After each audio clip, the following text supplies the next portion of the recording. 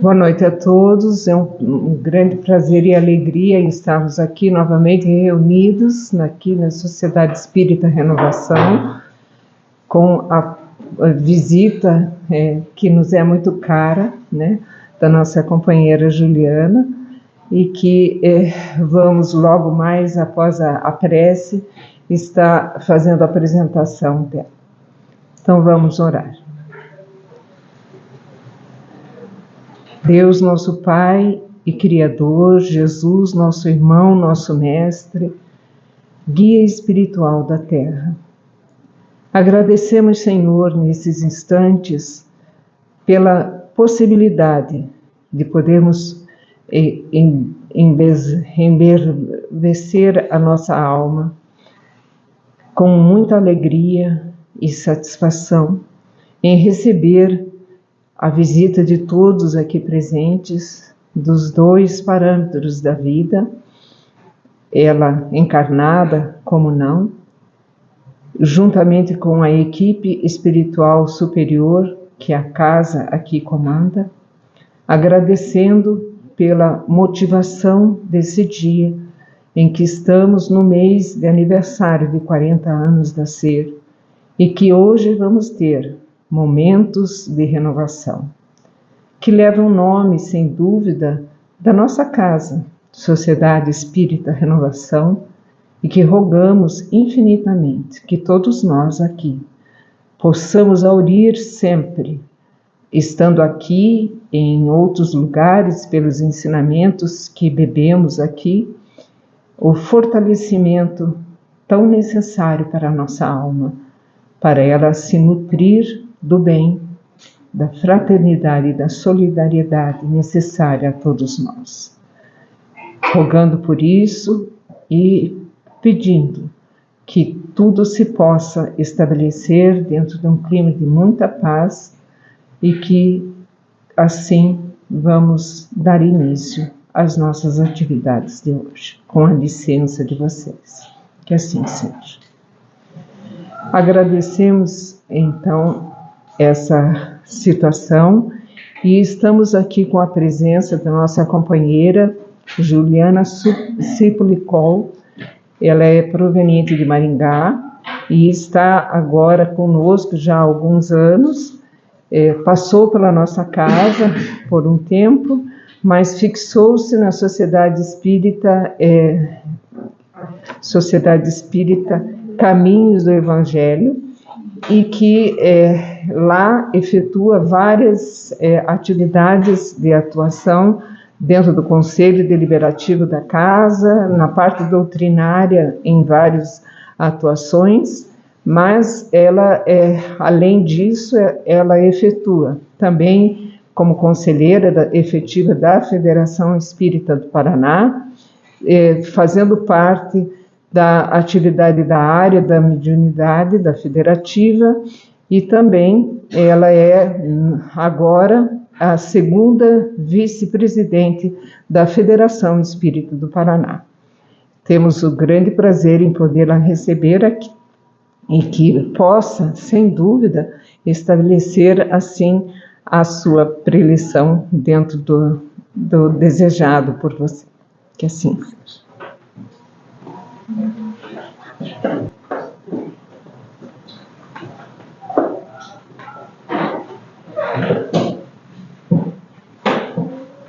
Nosso cumprimento a todos, nossos votos de muita paz.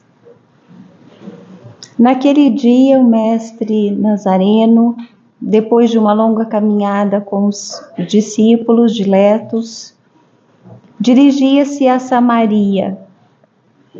E lá chegando, os discípulos, já um tanto esfaimados depois de um dia todo de caminhadas, todos com muita sede, e o mestre se dirige solitário, porque os demais vão ao centro da cidade para buscar alimentação, os víveres, a água, para aplacar a sede do momento. Mas Jesus, no encontro já pré-estabelecido, porque dotado da dupla vista, esta faculdade do espírito de emancipar-se, antever, ver à distância os fatos, saber de antemão o que aconteceria, havia planejado um encontro que mudaria a vida daquela mulher, a mulher samaritana. Habitualmente ela dirigia-se àquele poço do pai Jacó, aquele benfeitor que havia proporcionado aquele vilarejo, um local para retirarem a água para se descedentarem. E aí, chegando o Messias, se aproxima com seu cântaro para buscar a água, lança no poço e puxa aquela água como habitualmente fazia. Aparentemente seria um dia a mais para ela, mas não exatamente naquele momento. Naquele momento, aquele forasteiro que pela sua feição, pelas suas características, se distinguia do povo ali estabelecido, dirige-se àquela mulher e pede: dá-me de beber. Ela tem algum desconforto, afinal, um forasteiro, um homem dirigindo-se a ela quando a cultura não permitia tal disparate, quem sabe? E ela tem uma certa repulsão, quem ele imaginava que seria? E ela tem uma reação emocional. E naquele colorido que a benfeitora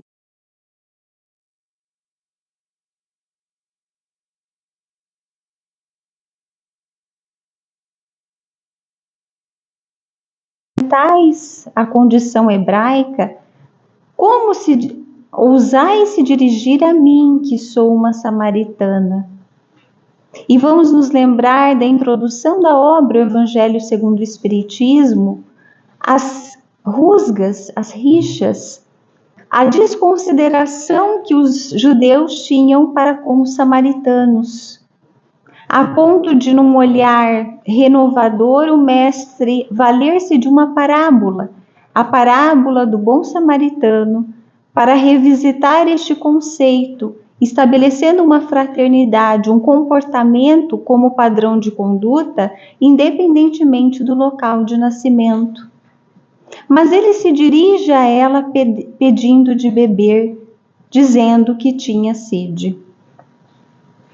E então ela reage de alguma forma e pergunta a ele como ele ousava fazê-lo. E ele diz a ela que se ela soubesse com quem ela falava, em realidade seria ela que pediria de beber. E mais à frente nessa conversa, ele dirá a ela: aquele que beber da água que eu lhe der nunca terá sede. E ela, um tanto infantilizada, dirá: puxa vida, mas seria tão bom, porque eu tenho o trabalho de vir todos os dias com um cântaro para recolher a água do poço, levar para casa, fazer as tarefas domésticas. Então uma água que me dessedentaria, que eu não precisasse vir todos os dias, resolveria muito meu problema. Como tantas vezes nós outros queremos resolver as pequenas coisas do dia a dia de uma forma simplista e mesmo simplória, quando o convite da vida é para uma nutrição um pouco mais ampla, para a solução de problemas mais profundos, e não dessas coisas passageiras e pequenas e secundárias do presente. Mas ela logo pensa: você nem tem o cântaro. Como é que vai pegar essa água? E uma água que seja duradoura. E ele vai dizer a ela: mas não é exatamente dessa água que nós estamos falando. E não é a sede do corpo que estamos referindo. São as sedes íntimas da nossa alma. Quantas vezes nós não sentimos este vazio existencial? Parece que estamos aflitos, aturdidos. Parece que falta alguma coisa. E aí a gente vai buscar em coisas, em lugares, em passeios, em distrações. E passado tudo isso, parece que o vazio ainda está ali. Logo mais ele diz a ela: vai e chama teu marido. E ela tem um constrangimento profundo. E diz a ele: eu não tenho marido. E ele diz a ela: dizeis bem. Porque aqueles 5 que já se passaram não era o marido mesmo. E nem esse que te acompanha. E ela se sente constrangida, de alma despida, porque ela era uma mulher de uma vida, pelo conceito. Ela era uma mulher de dissolução moral. Mas na verdade ela sentia falta de ser amada. E quando ele diz isso para ela, ela reconhece: ah, Senhor, o Senhor é um profeta, porque sabe da minha vida sem nunca nos termos visto antes. O curioso é que, assim como disse a ela, este Messias sabe da nossa vida também. Sabe dizer não só do nosso nome, pelo qual a gente se na personalidade atual, mas da pluralidade das existências que constitui a nossa vida enquanto espírito imortal. E ele faz então a ela, naquele momento, um convite de renovação. Renovação da sua vida, dos seus valores, dos seus conceitos. Apresenta a ela um Deus de justiça e de bondade.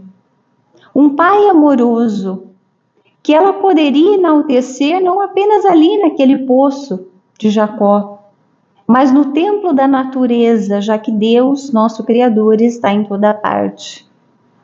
E vai dizer, quando os discípulos chegam e veem aquele diálogo e não compreendem como ele, um homem, falando, dirigindo-se como uma mulher, premidos pelos conceitos passageiros e culturais da época. Não entendiam que ele falava como um professor aos seus discípulos. E então oferecem a ele: Senhor, nós trouxemos os víveres para nos alimentar, já que estamos esfaimados, depois de uma longa jornada ao caminho. E ele apresenta um outro conceito renovador a eles, dizendo: a minha comida é fazer a vontade daquele que me enviou e realizar a sua obra.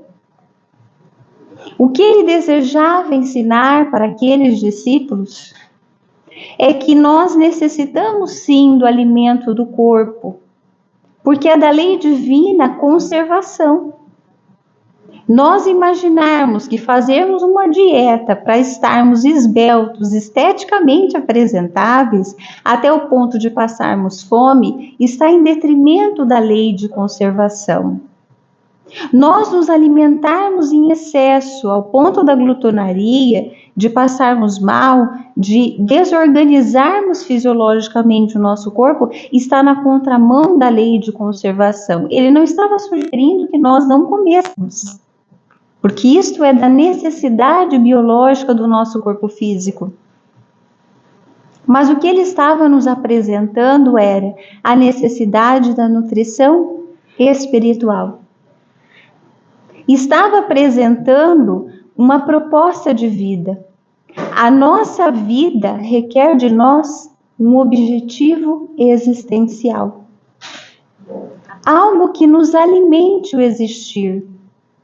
Algo que faça como ele, que mova a nossa vida. E o nosso sentir só será de uma nutrição psíquica e emocional, de paz de espírito, quando a nossa vontade for fazer aquilo para o que nós reencarnamos na Terra. Quando a prioridade da nossa vida for o nosso processo de renovação.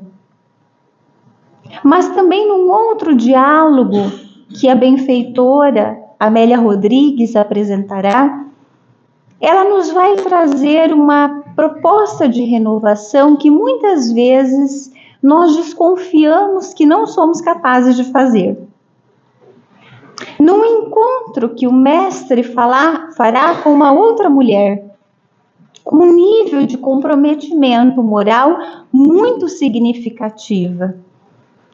Uma mulher que tinha tudo o que materialmente se poderia desejar. Ela era jovem, ela era bela, ela tinha os melhores perfumes da época, as melhores vestes, a beleza física, a aparência sedutora, servos, moedas de todas as partes do mundo. Seu nome era Maria. Mas Maria não tinha aquilo que nós mais precisamos na nossa existência, o amor verdadeiro. Maria de Magdala. Ela tinha tudo o que o poder material pode oferecer. Ela tinha todos os recursos que à época se poderia almejar para comprar tudo o que fosse necessário para gozar o prazer. Mas Maria vivia da prostituição.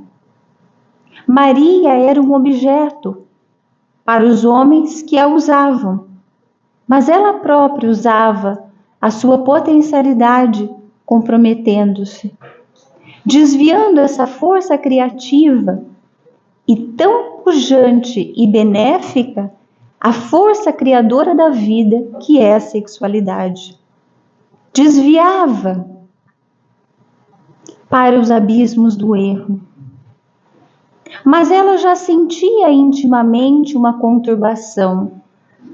Sentia-se envolvida por inteligências muito inferiores, que então se designavam como demônios. Mais tarde, interrogando a espiritualidade superior, Senhor Allan Kardec vai perquirir: quem são esses seres, senão nós outros, desvestidos do corpo, magoados, martirizados, a que chamamos de obsessores? Havia dias em que ela estava prostrada no leito, não conseguia, não tinha forças para levantar-se. Então uma serva disse: Senhora, hoje o Messias está na região. Ele cura todas as dores da alma. Será a grande oportunidade de conhecê-lo. E Maria dá uma resposta à serva, que é de pensarmos se no nosso mundo íntimo nós também não usamos. Ela diz à serva: sou uma condenada, dominada por espíritos imundos.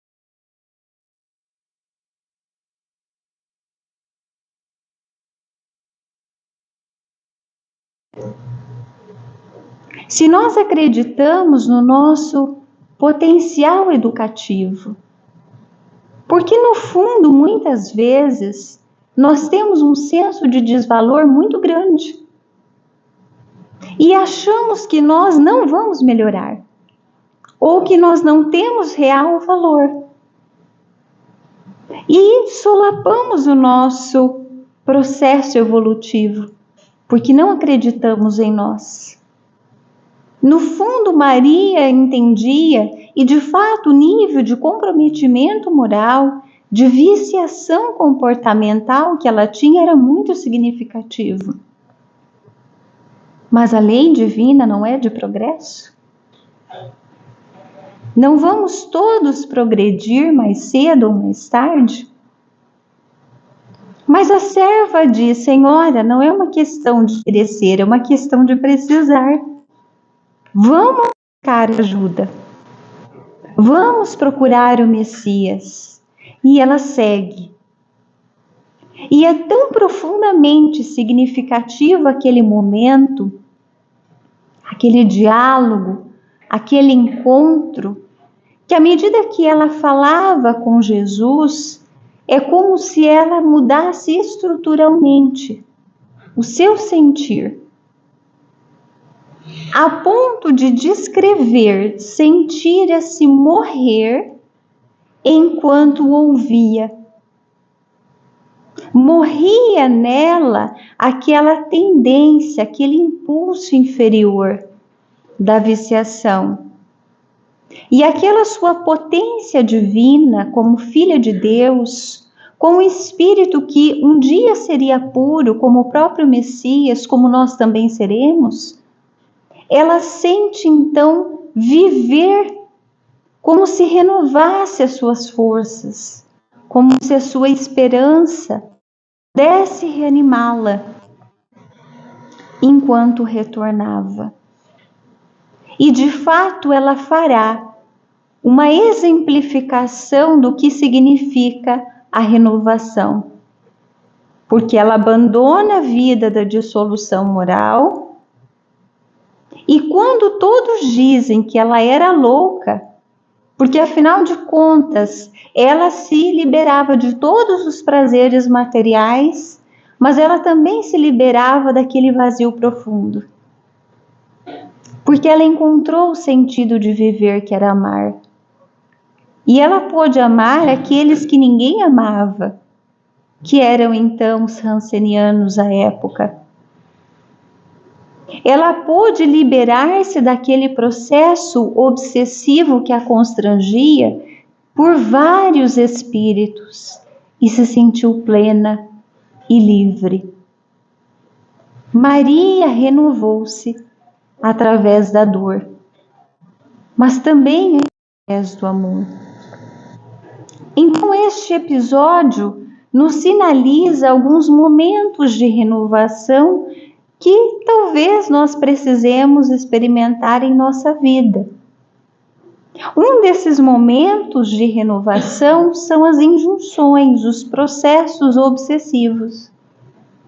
Muitas vezes, quando a presença de um irmão espiritual que nutre por nós o desejo de vingança, de ódio, porque outrora nós antes, em outras experiências, nós provavelmente o ferimos e machucamos muito, e ele não pôde nos perdoar.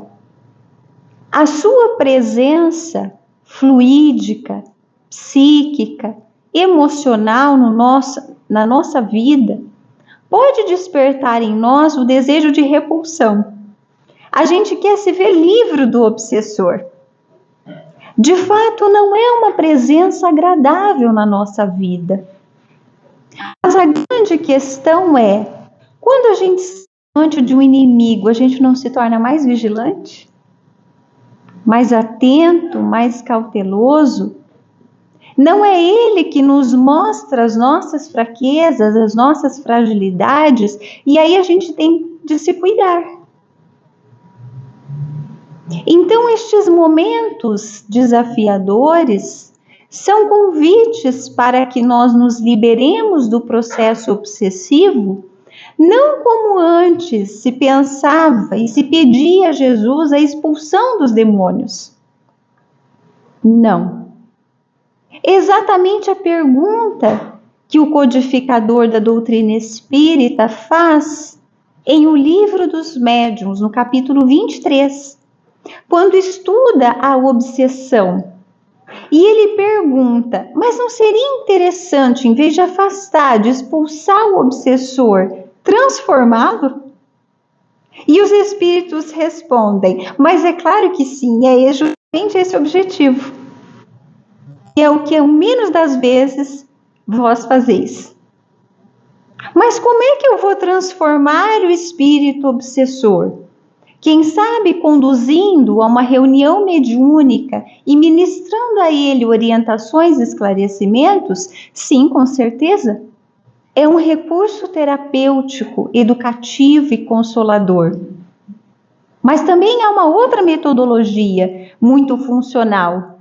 Se ele está ao meu lado e me observa e me nota neste esforço de renovação, E vai observando que eu não sou mais aquela pessoa que ele conheceu. Eu já sou uma outra pessoa. Eu estou me esforçando para ser diferente, para ser melhor. Então ele se dá conta de que é possível melhorar. E quem sabe ele vai me acompanhar neste processo de renovação. E aí eu colaborei não apenas com o meu próprio progresso, mas também o dele. Mas também as histórias dessas duas mulheres que referimos vão nos sinalizar, mais particularmente de Maria de Magdala, um outro momento de renovação muito significativo para nós.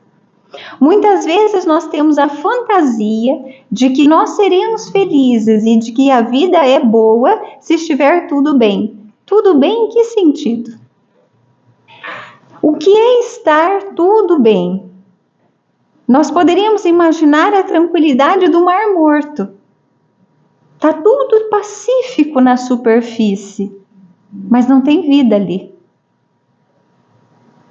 Então é natural que a lei de conservação nos impulsione a buscar a saúde, o bem-estar, momentos de espairecimento aprazíveis, de convívio salutar. Mas de repente a gente abre um exame e vem um diagnóstico que nos machuca. Uma enfermidade avassaladora. E aí a gente pensa tantas vezes, mas por que comigo? E aí a gente poderia pensar, para que comigo? Quem sabe naquele momento que há um desajuste vibratório orgânico e a doença se apresenta, não seria interessante pensar sobre o que temos feito da vida? Não é um momento de parar e pensar sobre o uso que estamos fazendo do tempo, do pensamento, sobre a prioridade da vida? Não é um momento de pensar sobre o fim da vida física? Sobre a morte como um fenômeno da vida? E de repente vem a doença e eu começo a pensar que sou um espírito. É um convite à renovação. Assim como aqueles momentos de dores morais. Dores morais pela partida temporária de um amor, de um ser querido que regressa à vida espiritual. Dor moral por uma traição de alguém em quem nós confiávamos e nos era querido.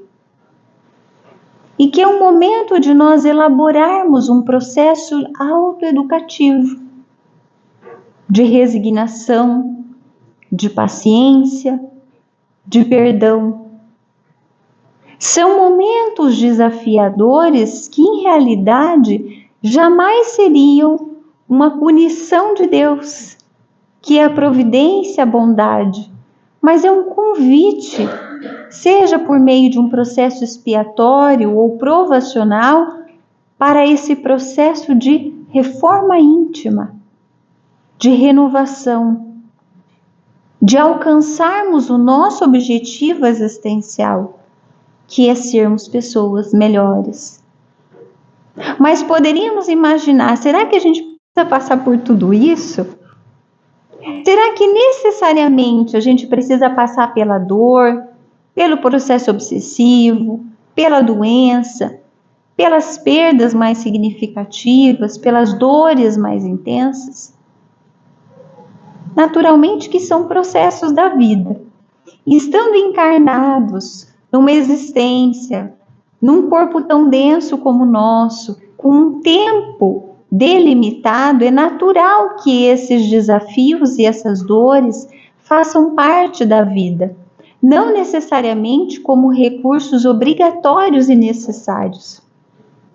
Porque também a renovação pode se dar não apenas nestes momentos mais significativos, que exigem testemunhos mais intensos de nossa parte, mas também nos momentos do dia a dia.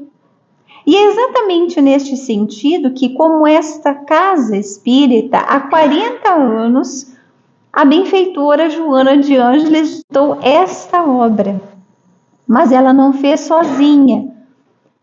Escolhendo este título, Momentos de Renovação, a benfeitora espiritual falava desde então, portanto em 1984, de um momento planetário muito significativo.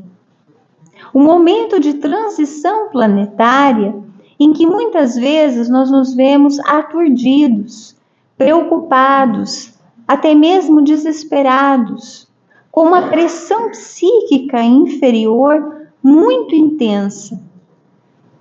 Então a benfeitora Joana de Ângeles vai propor nesta obra 30 temas para que esses momentos de renovação possam ser feitos por nós todos os dias.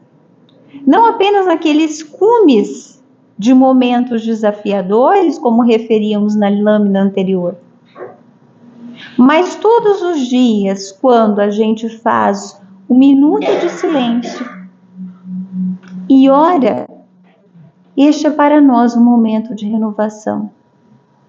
Renovação de forças, renovação dos nossos pensamentos, estabelecimento de sintonia com a equipe espiritual.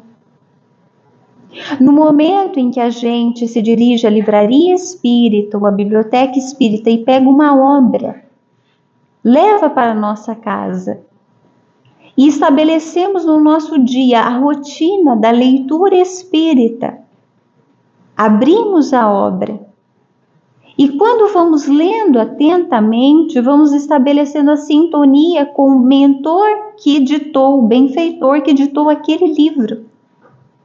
E vamos renovando o nosso pensamento e a nossa emoção. Quando nós paramos para fazer o exercício que Santo Agostinho nos orienta a fazer na obra O Livro dos Espíritos, na questão 909A.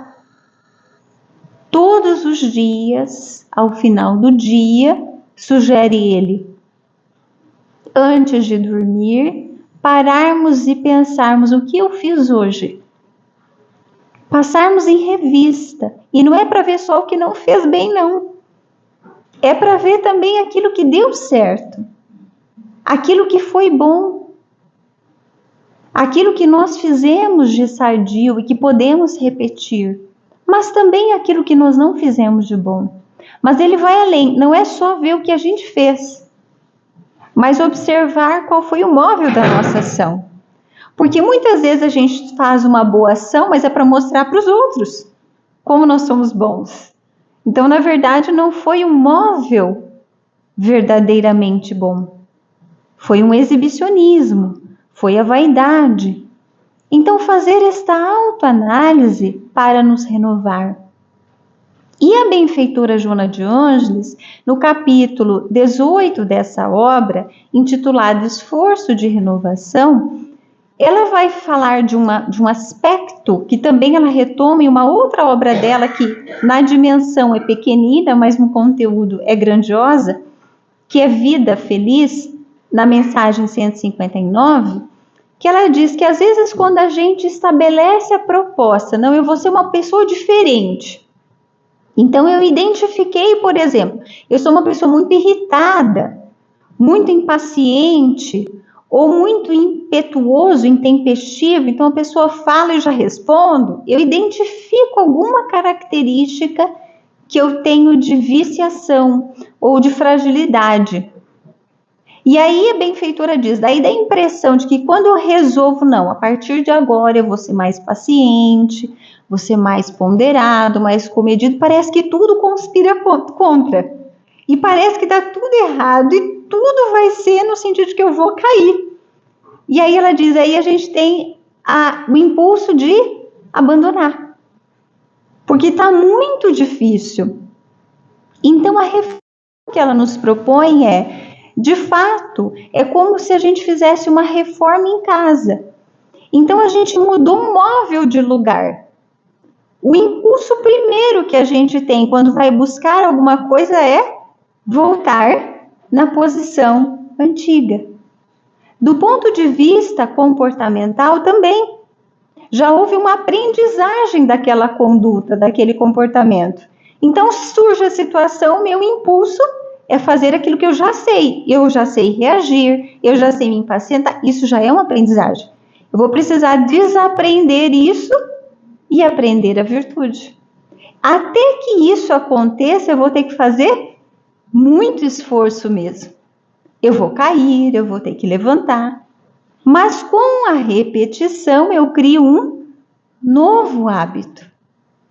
E a benfeitora, então, apresenta essa obra dizendo: aqui estão 30 temas para quem quiser ler, fazer esses esforços, ter estes momentos de renovação. Mas ela convida para escrever com ela, porque também a colaboração nos ajuda a renovação.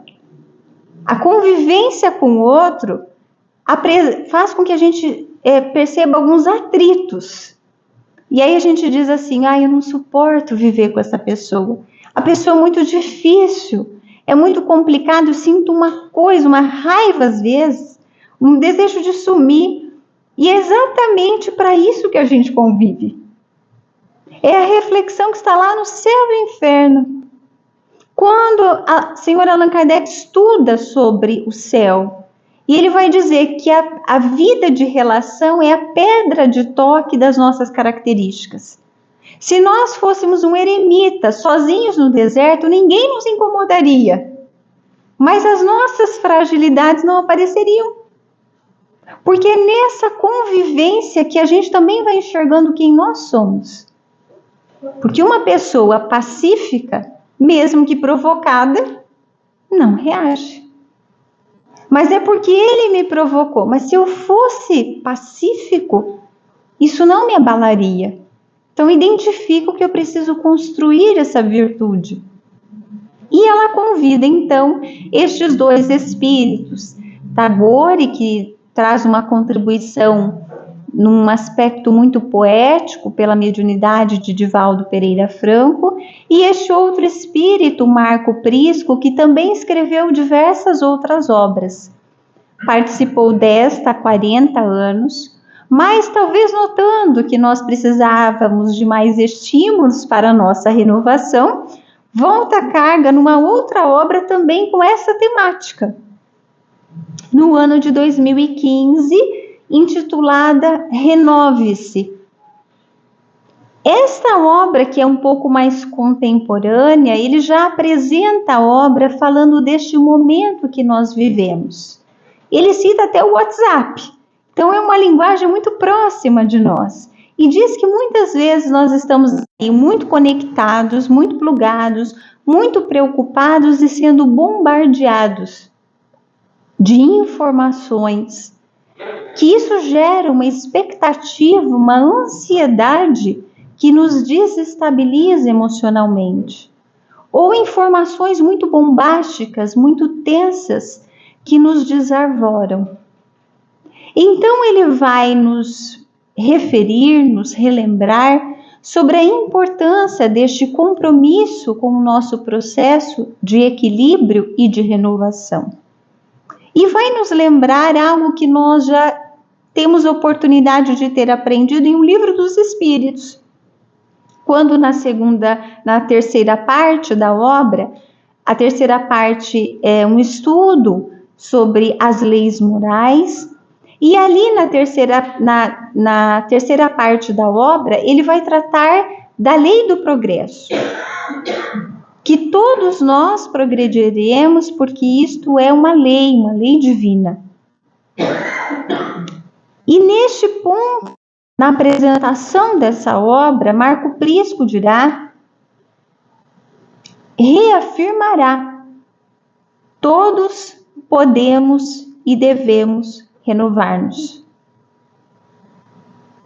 É importante repetirmos isso para nós. Porque, no fundo, nós podemos trazer em nosso psiquismo, em nosso sentir, a mesma condição de Maria de Magdala. de imaginarmos que nós não merecemos, ou não poderemos, ou não conseguiremos nos renovar. Mas a lei divina é de progresso. E se é uma lei divina, não é uma opção da criatura.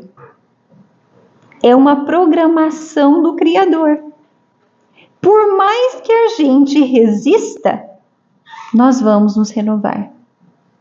Ainda que seja pelo recurso extremo da dor. Que será o último, certamente.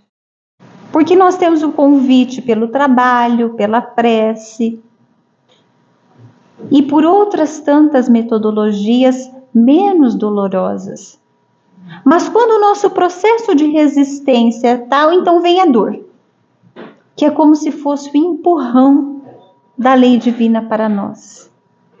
Mas é interessante a gente pensar que é um poder, é uma possibilidade. Nós podemos, temos potencialidades, mas também é um dever. Este é o motivo pelo qual nós renascemos. Não foi por uma distração num paraíso. Convenhamos que a Terra é muito bela.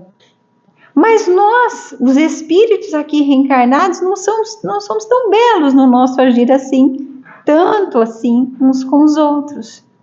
Então nem sempre será agradável estar aqui. Mas para que estamos? Se não para, nessas relações, despertarmos, nos modificarmos. Então ele diz que todos podemos e devemos renovar-nos realizando experiências iluminativas, que nos capacitem a discernir e viver o melhor comportamento social, espiritual e humano. E aí ele nos dá um recurso para isso. Através da reflexão e do legítimo autoamor, será possível conseguir-se a renovação mental, emocional e de conduta, desfrutando o inefável prazer de viver e de lutar. Chama muito a atenção esse tríplice aspecto que ele nos traz. Renovação mental, porque muitas vezes a gente não se dá conta, mas temos padrões mentais. Eu não posso, eu não consigo, é desse jeito. Será que é assim? Será que nós não precisamos revisar esses conceitos que nós temos e mudarmos a maneira de pensar? Ou então nós temos alguns padrões comportamentais emocionais. Então alguém fala alguma coisa, eu acho que é para mim. E já aí fico melindrado e magoado.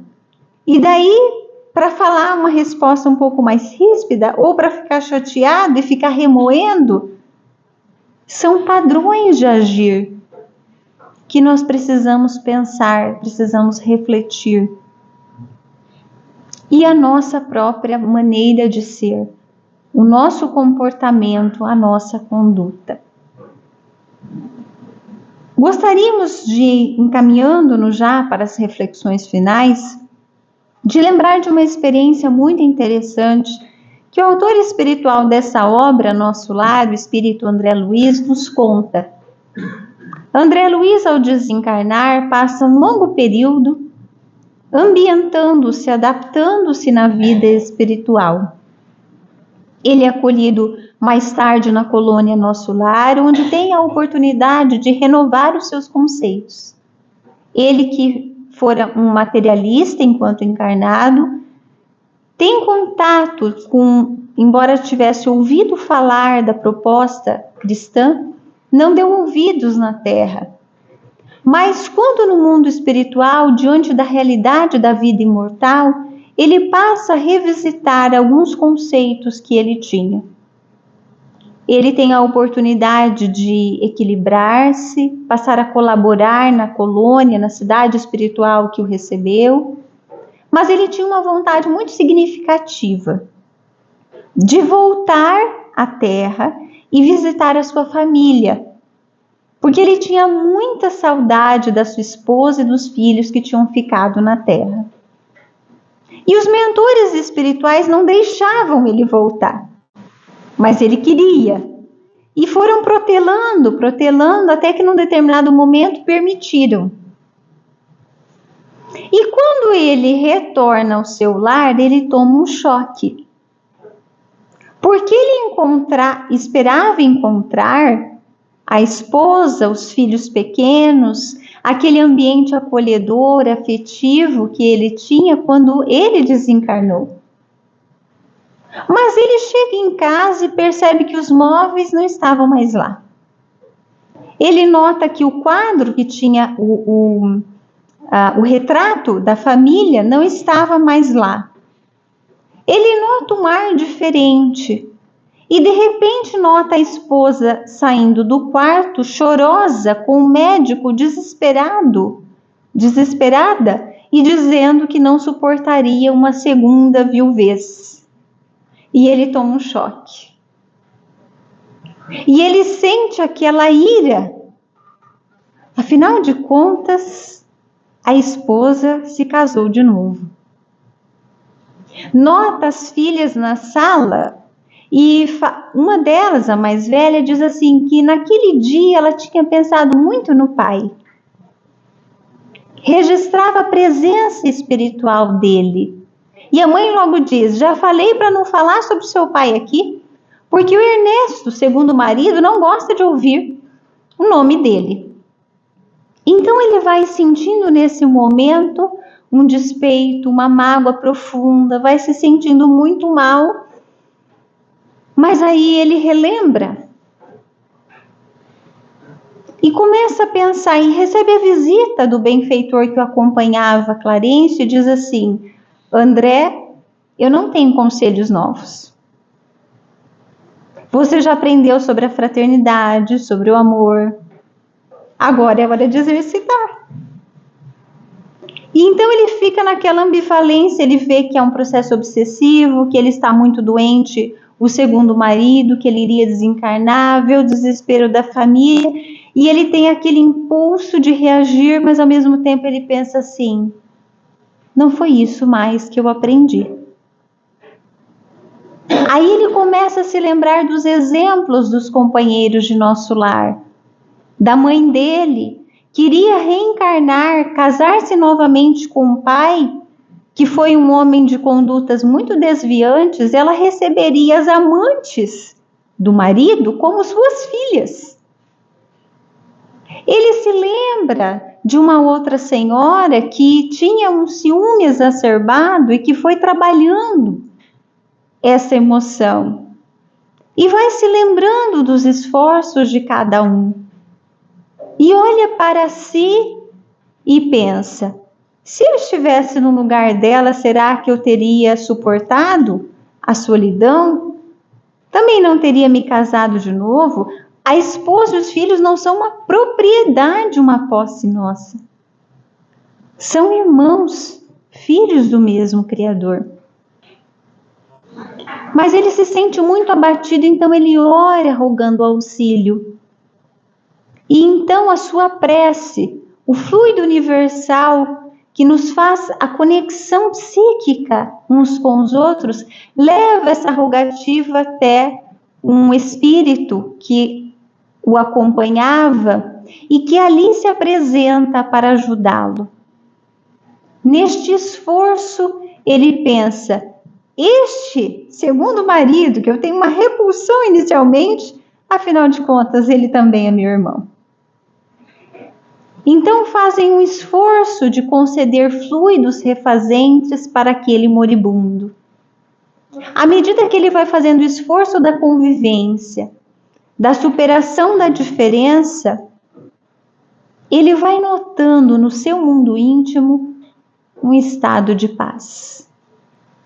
E ele dirá, reconhecia eu mesmo que vigorosos laços de inferioridade se haviam rompido dentro de mim para sempre.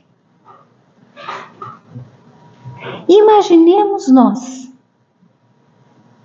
quando a gente conseguir isso, quando nós olharmos para nós e enxergarmos que não somos mais como éramos, e sentirmos esse estado de paz de quem conquistou a si mesmo e superou a si mesmo. Este momento que nós estamos vivendo é um momento de renovação,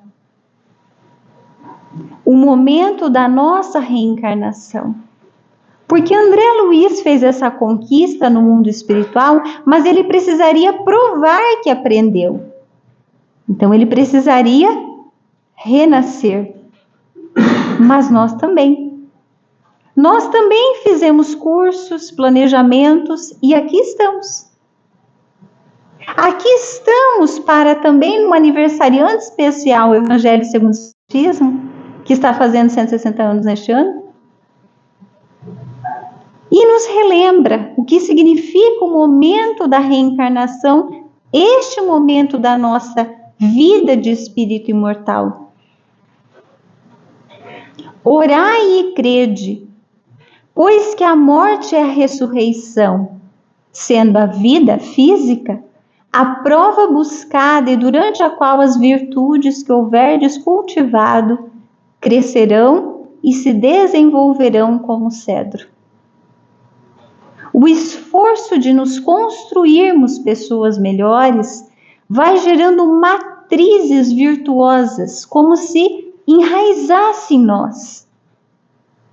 Como o cedro é uma árvore que tem raízes, que tem uma fortaleza, uma estrutura. Então, este momento da nossa vida imortal é um momento buscado. E o esforço que a gente faça agora vai gerar em nós aquilo que André sentiu. E ainda dirá na obra, a história da cristandade fala de mártires que se encaminhavam alegres para o suplício. Davam a vida por Jesus. Hoje, na vossa sociedade, para serdes cristãos, não se faz mister nem o holocausto do martírio, nem o sacrifício da vida. Não é morrer por Jesus, é viver por Ele. Não se faz necessário o holocausto e nem o sacrifício, mas única e exclusivamente o sacrifício do vosso egoísmo, do vosso orgulho e da vossa vaidade. Quantos não são os momentos diários que nós temos este convite de renovar e de superar o nosso egoísmo, o nosso orgulho, a nossa vaidade. E para finalizarmos, nós gostaríamos de relembrar este espírito, que há 40 anos, pela mediunidade de Raul Teixeira, homenageando então a esta instituição que nos honra pelo convite e oportunidade de comemorar as 4 décadas da sua fundação. Abraçarmos-nos, confraternizarmos-nos com os fundadores que ainda aqui, há 40 anos, estão em labor de trabalho de divulgação espírita. Pensando nessas 4 décadas, os seus esforços de renovação, as suas ações não apenas para o exterior, mas as suas ações íntimas, os desafios que têm sido superados, as lutas. E lembramos então de Ivan de Albuquerque. Este rapaz jovem, muito jovem, desencarnou, mas toda a sua existência foi um esforço de renovação. Podemos conhecer a sua biografia na apresentação da obra Cânticos da Juventude, que ele dita por Raul Teixeira, e tem a sua biografia ali apresentada, que vale a pena conhecer. Inclusive, neste mês de setembro, temos também a publicação no jornal Mundo Espírita de um outro texto dele para a juventude, falando sobre renovação. E Ivan de Albuquerque, quando esta casa foi fundada, exatamente no dia 30 de setembro de 1984, aqui, Raul Teixeira, estando, recebe a mensagem deste espírito.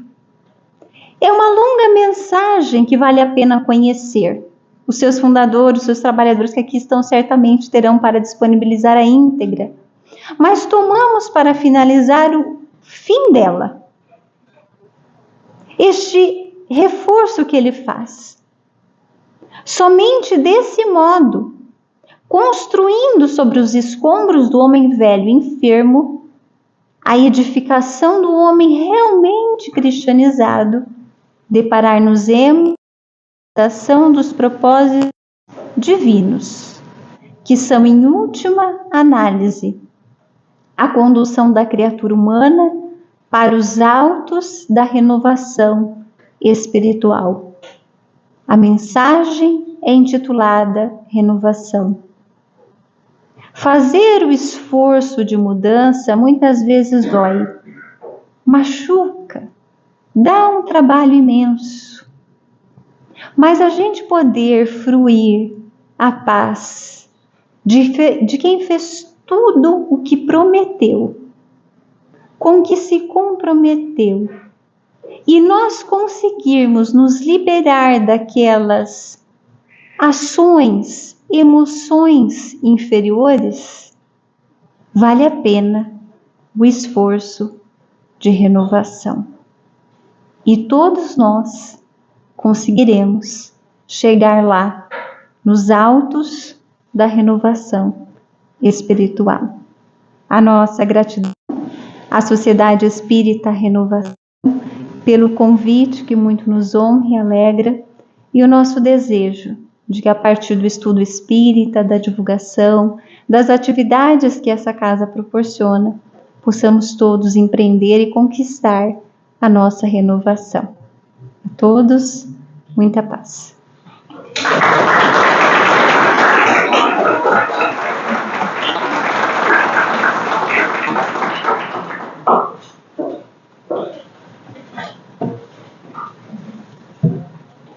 Só temos realmente a agradecer do fundo dos nossos corações essa lembrança constante e inequívoca para nosso soerguimento moral e espiritual, e que, sem dúvida, tem sido uma luta constante de todos nós que aqui estamos. E nos faz engrandecer o espírito, ter a possibilidade de recordar situações passadas aqui e a lembrança de trazer esses livros como pontos fundamentais nossos de uma busca constante de auto-vencermos, né? Muito obrigada. Agradecemos a todos a vinda, né? E rogamos nesses instantes, através da prece, a possibilidade de mais e mais unirmos os nossos corações com fraternidade e muita solidariedade. Agradecemos, Senhor, aos espíritos protetores da casa, a todos que aqui estiveram, principalmente na pessoa de Juliana, de seus parentes, de todos nós que aqui estamos e, sem dúvida, dos que aqui, nessa data, 30 de setembro de 1984, tivemos a oportunidade de receber a nossa linha de conduta, que é a renovação. E isso cabe a todos nós. Efetivamente, temos efetuado forças, mas que elas possam ser ainda mais alargadas, Senhor, para que consigamos vencer a nós mesmos e, assim, convivermos cada vez mais fraternalmente, para que haja condição de que a luz se faça presente em cada caminhada da nossa casa, Sociedade Espírita Renovação, tendo condições de aclarar a mente, chamar a atenção da necessidade inequívoca de renovarmos interiormente, para que o mundo se possa fazer melhor. Que Deus nos amplie cada vez mais as forças para que soerguemos-nos com muita dedicação e vontade. Que Deus ampare a todos nós e que assim continuemos a nossa caminhada. Que assim seja. Em seguida, teremos agora os passes. As pessoas que estão se levantando são as que vão estar se direcionando para essa atuação. Os que queiram receber o passe, que fiquem sentados, que assim vão ser chamadas as pessoas para estarem presentes ao passe.